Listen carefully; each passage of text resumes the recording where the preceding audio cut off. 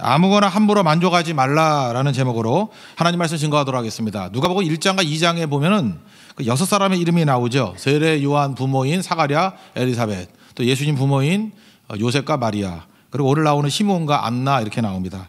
근데 다 보잘것없는 사람입니다. 평범한 사람이고 또 가난한 사람이고 또 뭐라 그러죠? 좀 뭐 부족한 사람들이고 세상으로 친다 그러면 짓밟히는 사람들이었다라는 것입니다. 근데 하나님께서는 그들의 겉모습을 보시는 게 아니고 중심을 보시고 하나님이 인정하는 사람이 되었다는 것입니다. 그래서 우리가 중요한 건 이거예요. 겉으로 볼 때 뭐 대단하다 이거 아무 소용 없고요. 하나님이 인정하는 그런 사람 돼야 된다는 것입니다. 오히려 자기 이름 막 내세우려고 그러고 자기를 증명하려고 그러는 사람은 은혜가 임하지 않습니다. 대부분 하나님께서 사용하시는 사람을 보면 자랑하거나 이렇게 뭐 교만하거나 이런 사람이 아니고 자기를 부인하는 사람에게 은혜 부어주신다는 것입니다. 마태복음 6장을 보면은 경건의 3대 주제가 나오죠. 구제, 기도, 금식. 핵심이 무엇입니까? 은밀이죠. 딴 사람 신경 쓰지 않도록 사람에게 보이려고 하는 거 아닌 거. 그래야 하나님 앞에 상을 받죠. 그러니까 중요한 게 무엇입니까? 이렇게 무명성, 익명성 이런 게 되게 중요하다는 것입니다. 여러분 한국에서 책 제일 많이 팔린 책이 어떤 책인지 아십니까? 무릎으로 사는 그리스도인. 그 누가 썼죠? 무명의 그리스도인. 저는 그게 또 메시지라고 생각을 합니다. 엄청나게 기도하고 엄청나게 많은 영향을 미쳤던 사람인데 이름이 없는 거예요. 무명의 그리스도인. 중국과 일본을 한번 보십시오. 중국은 엄청나게 부흥하잖아요. 지금 뭐 1억인가 1억 5천, 뭐 어떤 사람은 2억 정도가 예수를 믿는다고 얘기를 하는데 일본은 복음 증거 오래전에 됐지만 뭐 별로 그렇게 크게 부흥 못하는 것 같지 않습니까? 이유가 뭐냐? 중국에는 이름이 알려진 그 지도자가 없다라는 거예요. 무명의 그리스도인들이 다 전도하고 전파하고 그랬다라는 것입니다. 일본만 해도 제일 유명한 뭐 신학자들 있잖아요. 우찌무라 간조라든지 또는 그 오키 히데오라는 사람 아십니까? 오키 히데오 뭐 여러분 전문적이지 않으니까 잘 모르겠는데 신학을 한 사람 알 거예요. 에밀 브루너, 또 라이놀드 이버 수제자예요. 그러니까 우리 한국 사람은 여기 옆에 명함도 묻어놓는데 이게 오키 히데오 같은 사람은 그 라이놀드 이버 알죠? 나와 너. 예, 그 사람 수제자라고요. 그러니까 뭐 대단합니다. 영향이 대단해요. 너무 유명한 사람이 많은 것 같아요. 그래서 하나님의 은혜가 임하지 않는 게 아닐까 그런 생각을 갖습니다. 우리에게 중요한 것은 사람의 인정이 아니고 하나님의 인정, 하나님이 어떻게 우리를 이끌어 가시는지 은혜를 주시는지 거기에 매달리는 게 훨씬 더 중요하다는 것입니다.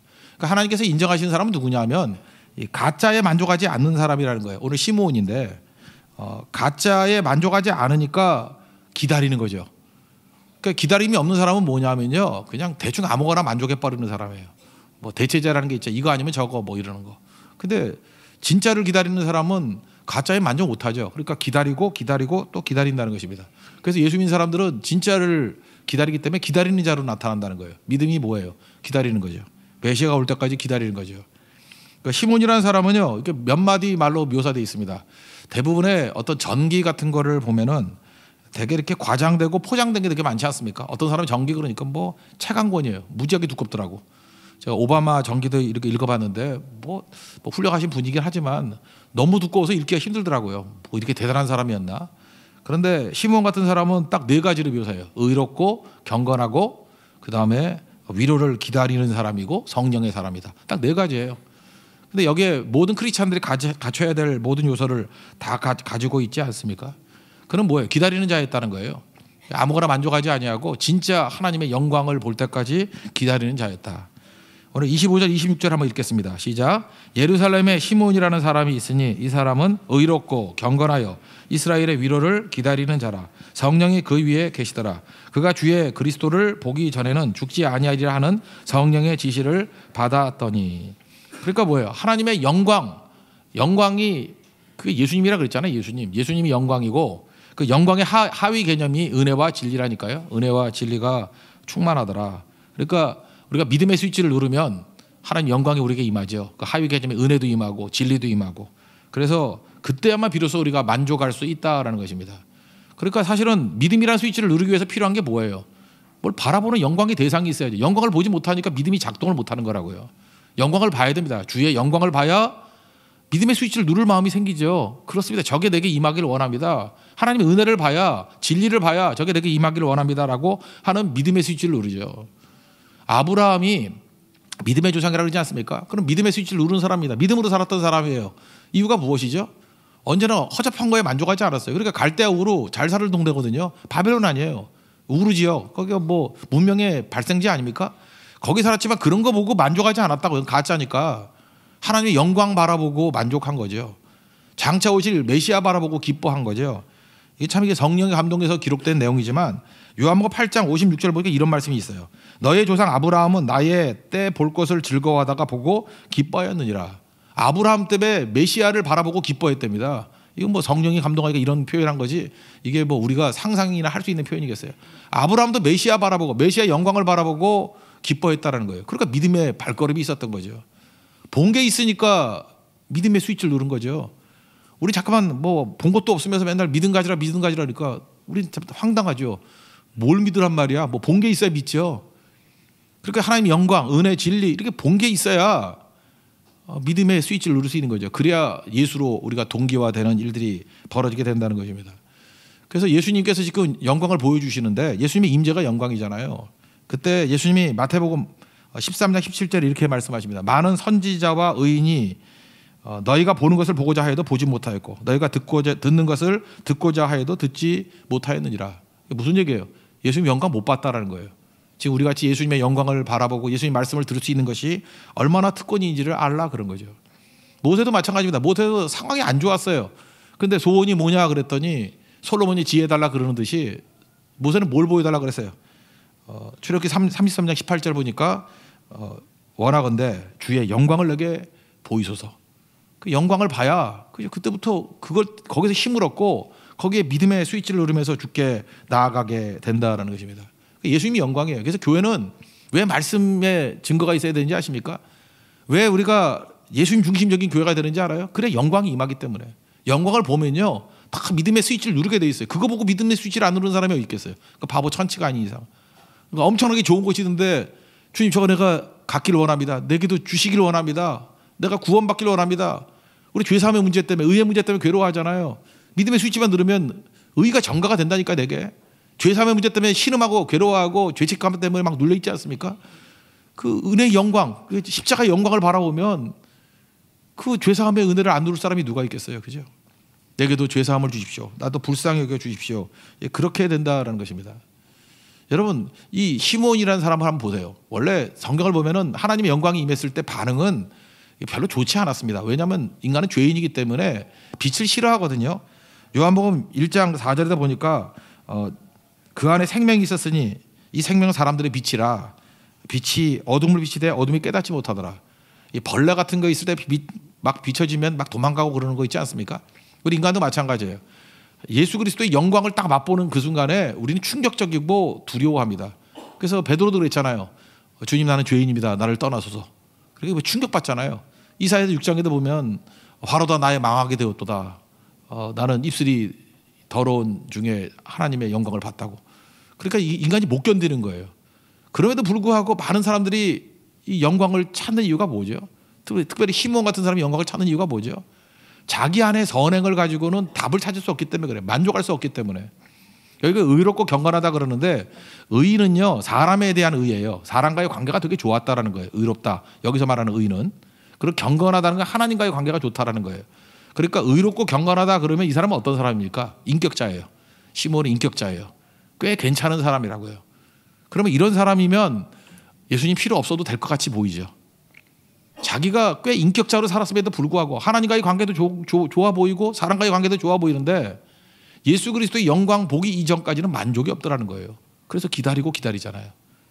우리 같으면 이쯤 살면은 다 된 것 같이 보이죠. 그렇지 않다라는 거예요. 또 기다리다는 것입니다. 그래서 예수님의 영광을 바라볼 때 비로소 만족하는 인생이 되더라. 그래서 여러분들 함부로 쓸데없는 것에 만족하지 마십시오. 영광이 아닌 일에 인생 낭비하면 안 됩니다. 영광 바라보고 거기에 집중해야 되는 거지. 영광도 아닌 일에 뭐 교회 놀이 하는 거 뭐 이런 거 보면서 만족하고 뭐 이 정도면 돼. 절대로 그래서는 안 된다라는 것입니다. 세상 사람들 보십시오. 너무 쉽게 만족을 해버려요. 그러니까 문제죠. 뭐 나 이 정도면 돼. 이 정도 교양이 있으면 되고 이 정도로 뭐 선량하게 살면 되고 그런 거 아니라는 것입니다. 그 예수 그리스도에 대한 무관심만큼 큰 범죄는 없어요. 이건 뭐냐하면 동기가 될 게 없잖아요. 바라보는 게 없잖아요. 그러니까 믿음도 없는 거고 이건 자기가 믿는 것 같이 보이지만 이건 믿는 게 아니에요. 가짜들이죠. 그러니까 영광을 받으시 바라봐야 된다는 것입니다. 예수님에 대해서 무관심한 내용들을 누가복음 14장 같은데 이렇게 묘사를 해요. 쭉 뒷부분에 나오는데 그 왕이 잔치를 벌이잖아요. 잔치를 벌여서 오라고. 이게 이제 주님의 초대죠. 예수님의 초대죠. 그랬더니 다 일치하여 사양했답니다. 사양해서 어떤 사람은 뭐라 그래요? 나는 밭을 샀으니까 못 가겠다. 자기 관심사죠. 내가 밭을 샀으니까 내가 중요한 거고 재산이 중요한 거예요. 나는 소를 샀으니까 못 가겠대요. 내가 새롭게 뭐 자동차 샀으니까 못 가지. 나 장가 들었으니까 못 가지. 다 공통점이 뭐예요? 예수님의 영광에 대해서는 눈을 돌리지 아니하고 온통 자기 삶의 문제, 나에 대한 문제, 내가 얻는 세상 영광에 대한 문제들이죠. 이런 사람들은 어떻게 됐다는 거예요? 다 바깥 어두운 가서 일을 가는 거죠. 초대 못 받는다는 거죠. 뭐 쉽게 뭐 다 지옥 같다는 얘기 아니에요. 뭐 딴소리예요. 그러니까 우리가 필요한 게 무엇입니까? 우리가 지금 밭에 대한 관심, 소에 대한 관심, 장가 드는 거에 대한 관심, 이게 세상 사람들의 관심들 아니에요. 그거에만 관심 뒀다가는 큰 낭패에 빠진다는 거예요. 이거 무너진다라는 거예요. 그 아들의 영광, 예수 그리스도의 영광을 바라보는 게 있어야 비로소 믿음 아멘의 스위치를 누르고 믿음의 스위치를 누르고 그 믿음의 대표적인 게 기도거든요. 그래서 믿음의 기도 그러잖아요. 그걸 놓고 기도하죠. 하나님 내게 부어 주십시오 라고 기도하게 된다는 것입니다. 그래서 교회는 영광이 없으면 이건 진짜 종교 사기극입니다. 영광에 대한 것들을 보여주고 그 영광을 우리가 동기화시키는 것이 신앙의 본질이라는 것입니다. 그거 없으면 아무것도 아니라는 거예요. 그 길로 이끌어가는 거죠. 여기 보세요. 성령이 임합니다. 그래서 25절에도 성령이 그 위에 임했다라고 나오고 26절에도 성령의 지시를 따라 27절 성령의 감동. 성령 이거 되게 강조해요. 시므온에게 성령이 임했어요. 그랬더니 성령께서는 어떤 일을 하십니까? 예수님께 주목하게 만들잖아요. 예수님만 바라보게 만듭니다. 그래서 아기 예수께 초점을 두잖아요. 이 앞부분 보면요. 이게 레위기 12장에 나오는 얘기인데 그 정결법에 대한 얘기가 나와요. 레위기 12장은 뭐 나중에 한번 읽어보세요. 먼저 22절부터 24절까지 그 내용을 한번 봅시다. 2장 22절부터 24절까지를 한번 읽겠습니다. 시작. 모세의 법대로 정결 예식의 날이 참에 아기를 데리고 예루살렘에 올라가니 이는 주의 율법에 쓴 바 첫 해 처음 난 남자마다 주의 거룩한 자라 하리라 한 대로 아기를 주께 드리고 또 주의 율법에 말씀하신 대로 산 비둘기 한 쌍이나 혹은 어린 집 비둘기 둘로 제사하려 함이더라. 그러니까 뭐 여자분들이 이렇게 뭐 생리를 하거나 아니면은 뭐 아기를 낳거나 할 때 이렇게 부정하다 그래요. 이렇게 유출병 같은 것들을. 근데 출산을 했을 때도 7일 동안 아들을 낳으면 7일 동안 부정해요. 그리고 8일째 아들을 데리고 가서 이렇게 할례를 줘요. 그게 레위기 12장에 나오는 얘기예요. 그리고 여자분은 33일 동안 또 부정해요. 그 이전까지는 성물을 만질 수가 없어요. 그래서 그런 과정을 다 마치고 난 다음에 이제 그래서 앞부분에는 할례 받는 얘기가 나오고 2번 올라가는 거죠. 엄마와 함께 온 가족이 아들 데리고 가서 하나님 앞에 예물 드리는 거예요. 맏아들은 그 6월절에 다 죽었는데 살아남았죠. 그래서 하나님 앞에 레위인을 대신 바치듯이 하나님의 것입니다라고 바치는 그 번제와 화목제물을 드리는 게 있습니다. 원래는 그 양 한 마리 잡는 건데 가난한 사람은 비둘기 2마리 잡으라는 얘기가 있어요. 그러니까 여기서 비둘기 2마리 잡았다는 얘기는 무슨 얘기예요? 예수님 가정이 무지 가난했다 그런 얘기예요. 그러니까 당시에는 종교가 썩어가지고 부자들만 관심 갖잖아요. 제사장들이. 그러니까 뭐 양 잡거나 뭐 이런 집에는 뭐 특별히 관심을 가져주고 당시 그랬대 기록을 보면. 근데 비둘기 2마리 잡은 사람은 관심도 안 갖겠죠. 그러니까 예수님에 대해서 관심 갖는 사람이 거의 없었다고. 워낙 가난한 집안이니까. 근데 시므온은 안 그렇죠. 성령께서 그런 껍데기, 외모 이런 거 바라보지 않냐고. 이분이 메시아다. 그래서 관심 갖게 만들잖아요. 여러분 성령이 임재하는지 아닌지를 뭘 보고 아느냐 하면 그 사람이 어디에 가치를 두는지를 보면 알아요. 성령이 임재가 없는 사람들을 보면요. 여러분 그랬잖아요. 은혜가 임했죠. 우리 동기화시켜서 은혜가 우리가 임했죠. 이 받은 바 은혜를 100% 활성화시키고 활용하는 게 성령이라 그랬죠. 성령 충만해야 받은 바 은혜를 쓸 수 있다고요. 근데 받은 바 은혜를 쓰는 중에 최고의 것은 눈이 열리는 거예요. 가치에 집중하는 거라고. 그래서 받은 영광에만 집중해요. 영광이 아니라 인생을 낭비하지 않는다고. 시므온은 누구에게 집중해요? 예수님께 집중하고 찬송하잖아요. 예수님이 진짜라고. 우리 인생 가운데도 이런 게 꼭 있어야 된다고 생각을 합니다. 여러분 눈이 열리길 원합니다. 제발 그 나이 들면서도 그 헛된 것 위해서 뛰면서 허송세월하고 하는 것들이 있어서는 절대로 안 된다는 거예요.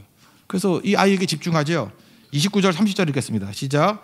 주제여 이제는 말씀하신 대로 종을 평안히 놓아 주시는도다. 내 눈이 주의 구원을 보았사오니. 그러니까 뭐예요? 이 시므온이 예수님에 대해 집중하면서 이제 정말 내가 만족하게 됐습니다. 언제 만족해요? 영광을 바라보고 만족한다고요. 예수님 바라보고 만족하게 된다는 것입니다. 그래서 예수님 만나기 이전에는요, 모든 인간들이 그 원천적인 욕구불만이 있습니다. 다 욕구불만이 있어요. 그래서 여러분 살다 보면은 방황해요. 많은 사람들이 이상해요. 저 사람이 뭐 돈이 없나, 학력이 없나, 왜 저렇게 방황하나? 여러분 인간은요, 예수님 만나기, 영광 만나기 전까지 다 방황하게 돼 있어요.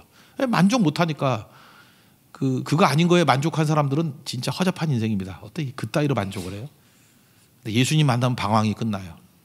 여러분 알 수 없이 잠깐만 허무한 사람이 있죠. 뭐 돈을 벌어도 허무하고 뭐 높은 지위를 가져도 허무하고 인간은 그래요. 허무해요. 왜? 영광으로 채워지지 않을 때 다 허무하거든요. 근데 예수님 만나면 허무함도 끝이 납니다. 그리고 이렇게 욕심 부리는 사람이 있죠. 무슨 놈이 저렇게 욕심이 많아? 욕심이 많은 이유는 뭐냐면 영광을 못 받기 때문에 그래요. 못 보니까 지 속에 있는 거 채우려고 욕심만 부리지. 그러니까 욕심 부리는 건 어리석다기보다는 불쌍한 거예요. 아니 저거 인간으로서 하나님의 영광도 모르니까 저렇게 욕심 부리고 살아가는구나. 근데 예수님 만나잖아요. 그럼 시므온같이 돼버립니다. 그래서 방황이 끝나고요. 허무가 끝장이 나고 욕심이 사라져버려요. 이제는 주를 위해서 사는 그런 거룩한 인생이 된다는 것입니다. 왜요? 비교할 영광을 발견했기 때문에. 저는 시므온과 같은 이런 예수 그리스도의 영광을 발견하는 하나님의 거룩한 종 되기를 바랍니다. 그럼 예수 안에 모든 게 다 있어요. 그때 믿음의 스위치를 누르면 아멘하면 내게 필요한 모든 게 온다니까요.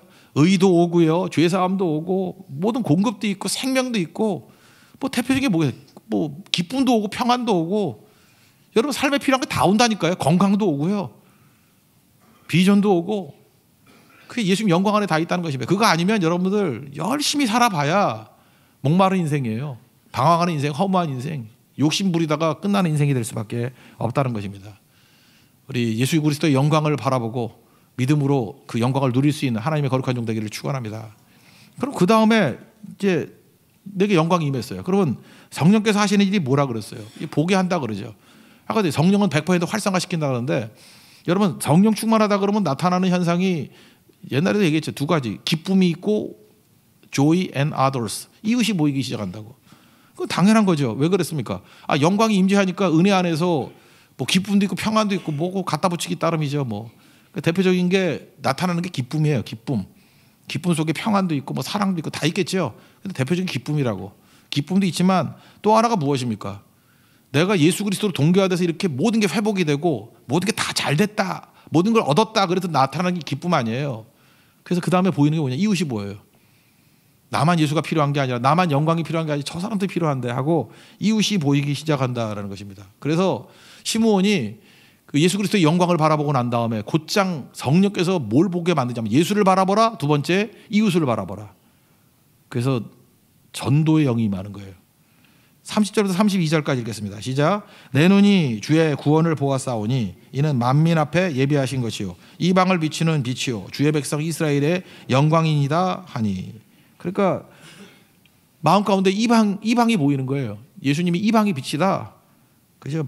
백성 이스라엘의 영광인데 이방에도 영광이 될 것이다. 그걸 바라본다는 것입니다. 그래서 성령께서는 우리에게 눈을 가르치는데 예수를 바라보라 1단계, 이웃을 바라보라. 이걸 누가복음 15장의 표현에 의하면은 동생을 찾으라죠. 그 집안의 형이 아버지 명을 어긴 것이 없습니다 이렇게 얘기를 했는데 명을 어긴 게 왜 없어요? 없기는 두 가지 명령을 했잖아요. 동생을 찾으라라는 전도 명령을 어긴 거고 동생을 사랑하라 그런 사랑 명령을 어긴 거 아니에요. 대표적인 게 뭐예요? 동생을 찾으라, 이걸 어긴 거죠. 그러니까 성령이 임하게 되면 성령께서는 네가 이렇게 구원받고 네가 이렇게 영광 가운데 있는 거와 마찬가지로 내 동생도 그래야 될 게 아니냐라고 하면서 동생이 보인다고요. 동생을 찾으라 하는 것이 그의 삶 가운데 확 밀어닥치게 된다는 것입니다. 그 다음에 나오는 그 안나 할머니도 마찬가지예요. 안나 할머니는 결혼한 지 7년 동안 살았대요. 결혼한 지 7년 동안 살고 84년 동안 과부로 지냈대요. 그러니까 91년 지난 거죠. 근데 결혼을 아무리 빨리 해도 15살 이전에 못 하잖아요. 아닙니까? 당시에는 20살 전에 했다니까. 그러니까 15살에 했다 그러면 106세, 20살에 했다 그러면 지금 111세예요. 산수에 약한가 알아요. 내가 다 계산해 줬으니까 알아요. 그러니까 이 할머니 적어도 100세가 넘은 할머니예요. 할머니인데 여기서 마침 예수님을 바라보고 이 시몬과 같이 옆에서 봤다라는 거예요. 그때 했던 일이 뭐냐면 감사, 영광을 보게 해주셔서 감사합니다 하나님. 그리고 또 하나가 뭐예요? 속량을 바라는 모든 사람들에게 그에 대해서 이렇게 전파하는, 감사와 전도했어요. 전파했다라는 것입니다. 그 어디죠? 36절부터 38절까지 있습니다. 시작. 또 아셀 지파 바누엘의 딸 안나라 하는 선지자가 있어 나이가 매우 많았더라. 그가 결혼한 후 7해 동안 남편과 함께 살다가 과부가 되고 84세가 되었다가 이 사람이 성전을 떠나지 아니하고 기도함으로 섬기더니 마침 이때에 나아가서 하나님께 감사하고 예루살렘의 속량을 바라는 모든 사람에게 그에 대하여 말하니라. 그러니까 성령이 임하니까 나타나는 현상이 뭐예요? 영광 바라보고 감사. 하나님 내게 이 영광 주시니 감사합니다. 그리고 증거의 영이 임하게 되지 않았습니까? 이 증거한다라는 거. 이거 뭐 당연한 거죠. 사도행전 1장 8절도 보세요. 오직 성령이 너에게 임하시면 성령이 임하면 나타나는 현상이 뭐예요? 권능 받고 능력이 임하죠. 그게 뭐예요? 믿음의 스위치 누르니까 권능도 임한 거죠. 능력도 임하는 거죠. 그 다음에 예루살렘과 온 유대와 사마리아 땅끝까지 내 증인들이라. 땅끝 증인들이라. 이게 성령이 역사할 때 나타나는 현상이에요. 네가 영광 받았지, 능력 받았지. 그럼 쟤네들도 받아야 될 거 아니야. 그래서 그게 보이기 시작한다는 거예요. 사명이 보이기 시작한다는 것입니다. 이건 뭐 당연한 거죠. 그래서 세상을 향해서 막 나가요. 땅끝을 향해서 막 나가게 된다는 거예요. 이게 힘들고 어렵고 우리 사도행전 보세요. 막 고난도고 뭐 난관도 있지만 이게 우리를 강력하게 만드는 힘이 된다는 것입니다. 그래서 성도는 전초는 인생이 돼버리고 영광스러운 인생이 돼. 내 삶이 막 쪼그러드는 인생이 아니고. 그 제레미 다이아몬드가 20년 전에 썼던 책이 있죠. 총균세라고. 총균세. 이거 제가 관심을 안 갖다가 우리 큰딸이 중국에서 오더니만 그 책 빌려달라 그래가지고 갑자기 관심이 생겼어요. 예, 총균세. 그 내용이 뭐 옛날 읽었지만 뭐 이런 내용이잖아요. 마지막 챕터에 보면 그런 게 나와요. 중국이 문명이 훨씬 더 발달됐다고. 명나라 때 보면 장화가 막 그 선단 이끌고 아프리카까지 갔어요. 마다가스카르까지 갔었고요. 그 동부 아프리카까지 갔었다고. 그러니까 엄청난 문명이죠. 중국 문명이라는 게 명나라 때. 근데 뭐 서양이야 뭐 유럽이야 뭐 지리멸멸 별거 아니었거든요. 그런데 1840년에 아편 전쟁을 통해 가지고 박살났잖아요, 중국이. 어떻게 앞선 문명이 뒤따라가는 유럽에게 졌냐라고 하는 거예요. 그 이유가 뭐냐? 명나라는 쇄국 정책 폈죠. 이유가 뭐냐? 자기네 거가 너무너무 좋은 게 많기 때문에 이 비밀 누설하면 안 돼. 정보 누설하면 안 돼. 그래서 꽁꽁 잠갔어요. 그래서 바다에 못 나가게 만들어요. 바다 나가면 막 벌 주고. 그래서 일본 외구들이 되게 많이 갔어요. 외구들이 많이 가고 뭐 역사를 보면 되게 많이 나요. 그래서 막 내륙까지 막 침범도 하고 명나라 때 그거 계속 지키고 하는 거예요. 성 쌓는 데였다고요. 그러다 보니까 내성이 약해졌죠. 자기밖에 모르고. 그러니까 우르르 무너진 거죠. 반면에 유럽은 어땠습니까? 명나라는 강력한 문명과 통일 국가가 있으니까 너무 단순한 거예요. 외부 자극이 없는 거예요. 반면에 유럽은 알다시피 쪼잔한 나라들로 막 쪼개져 있잖아요. 막 박살이 나 있잖아요. 그러니까 분열돼 있으니까 특징이 뭐예요? 겸손해지죠. 뭘 배우려고 그러고. 원래 콜럼버스가 이탈리아 사람인 거 아시죠? 이탈리아에서 배 주면 내가 신대륙 발견할래요 그랬더니 웃기는 소리 하고 앉았네. 웃기는 짜장면. 그래서 욕먹고 스페인 갔어요. 스페인 막 그때 그 통일국가 이루게 될 때 이사벨라 여왕이 그때 뭐 의혹이 있잖아요. 그래 내가 배 내줄 테니까 가. 그래서 스페인에서 그 신대륙 발견하게 된 거예요. 다 특징이 뭐죠? 도전 정신이에요. 이렇게 부딪히는 거, 어렵더라도 부딪히는 거, 막 도전하는 거. 중국은 폐쇄적이고, 그죠? 유럽은 겸손하니까 자꾸 배우려고 그러고, 개방적이고, 영접하려고 그러고. 이 영접이 중요한 거죠. 뭐든지 받아들이려고 그러고. 요한복음 1장 12절 보세요. 영접하는 자, 꼭 그 이름을 믿는 자들에게는 하나님의 자녀가 되는 권세를 주셨으니. 예수 믿는 사람만큼 영접자라는 사람이 있어요. 영접이 뭐예요? 그게 믿음의 스위치 누르는 건데. 온갖 좋은 것들에 외부의 자극에 대한 것들을 다 받아들이는 거, 다 받아들이는 거.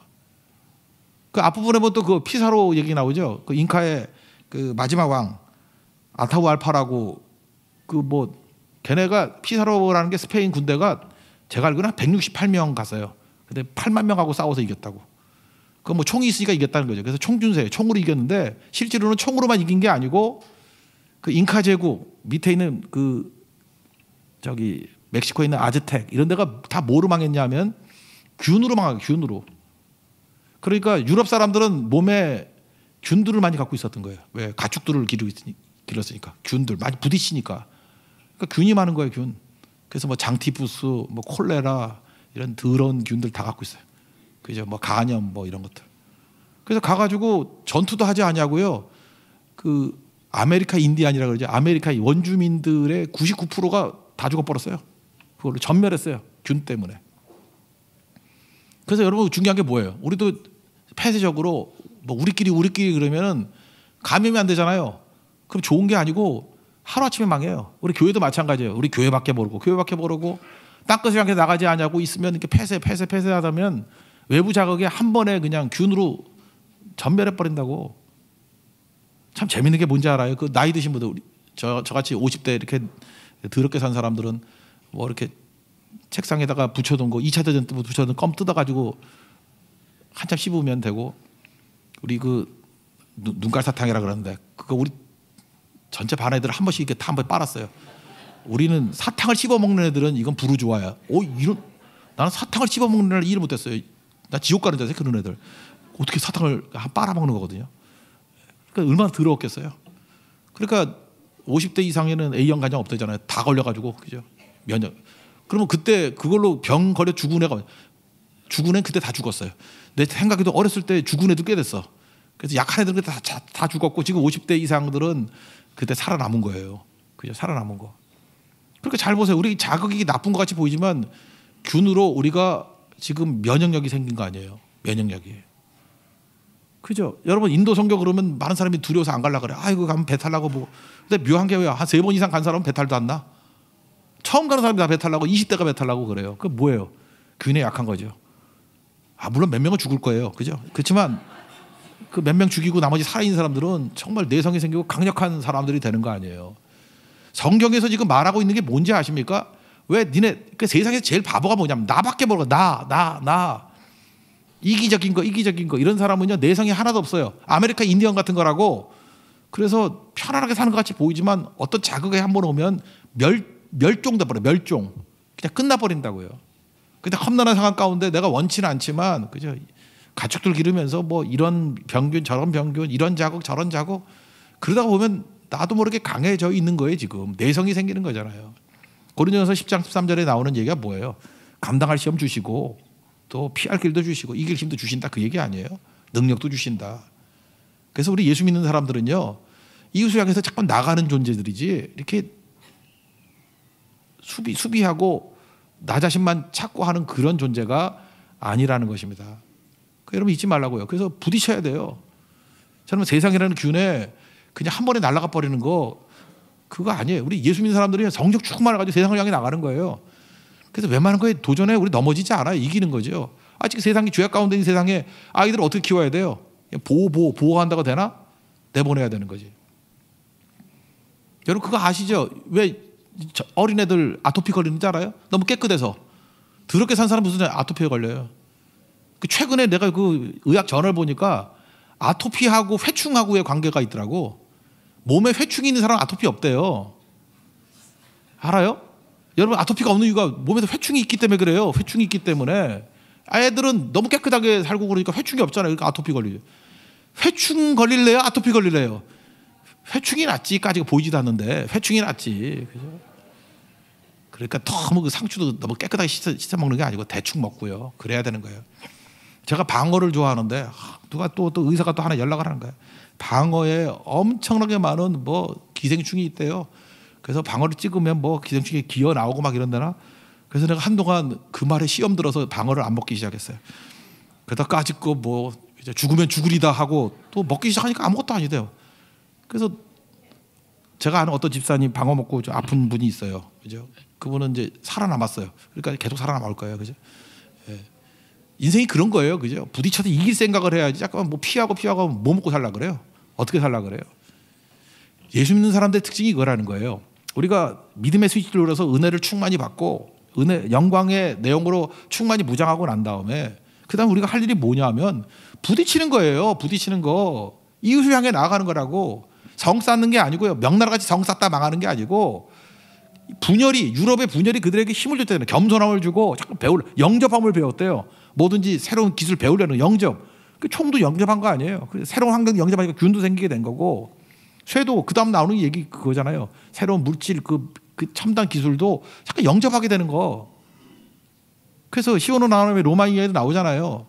그 성 쌓는 중국이 길 땅을 로마한테 졌다고. 교회가 길이죠. 예수님 길 아니에요. 우리 길을 향해 나가는 거죠.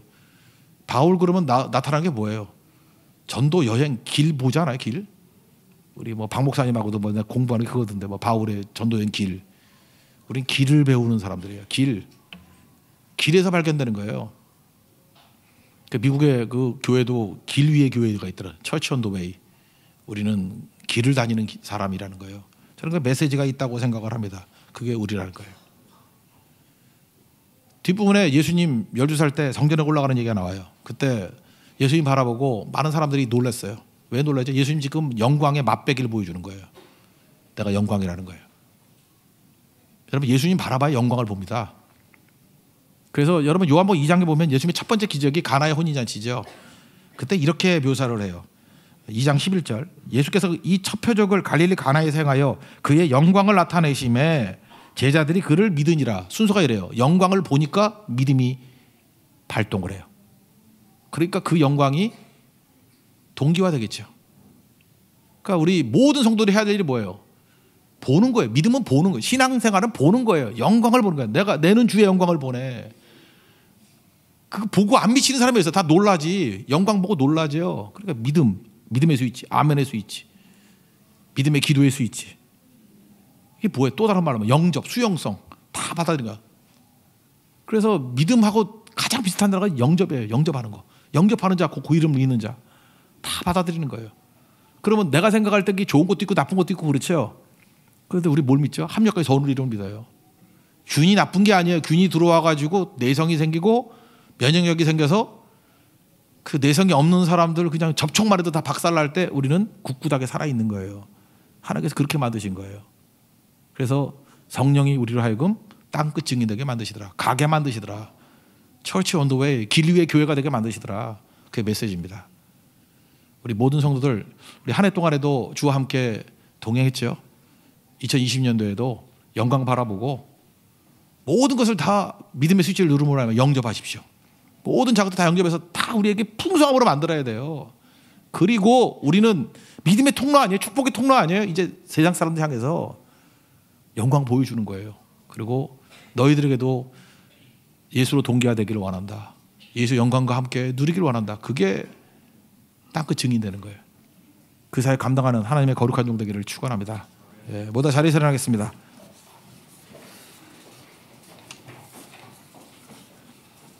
땅끝까지 한번 찬양합시다. 땅끝까지. 우리 율동 한번 찬양합시다. 땅끝까지.